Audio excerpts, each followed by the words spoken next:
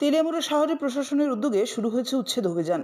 অভিযোগ, ফুটপাত দখল মুক্তির নামে ছোট ব্যবসায়ী ও পথের ধারের দোকানদারদের উপর নেমে এসেছে বুলডোজার। সোমবার সকাল থেকে শহরের বিভিন্ন গুরুত্বপূর্ণ এলাকায় প্রশাসনের এই অভিযানে ব্যাপক চাঞ্চল্য ছড়ায়। প্রশাসনের দাবি, দীর্ঘদিন ধরে ফুটপাত ও রাস্তার একাংশ দখল করে রাখায় যান চলাচলে বিঘ্ন ঘটছিল এবং পথচারীদের নিরাপত্তা বিঘ্নিত হচ্ছিল। সেই কারণেই পূর্ব ঘোষণা অনুযায়ী উচ্ছেদ অভিযান চালানো হচ্ছে। অভিযানে উপস্থিত ছিলেন পুলিশ ও পুর প্রশাসনের আধিকারিকরা।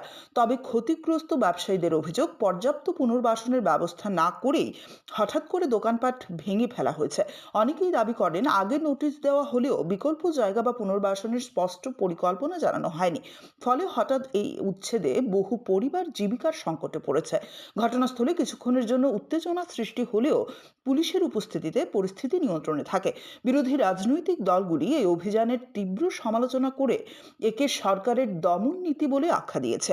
তাদের দাবি, মানবিক দৃষ্টিভঙ্গি না নিয়ে প্রশাসন একতরফা সিদ্ধান্ত নিয়েছে। অন্যদিকে প্রশাসন জানিয়েছে, শহরের সৌন্দর্যায়ন ও যানজট নিরসনের স্বার্থেই এই পদক্ষেপ নেওয়া হয়েছে এবং ভবিষ্যতেও এমন অভিযান চলবে।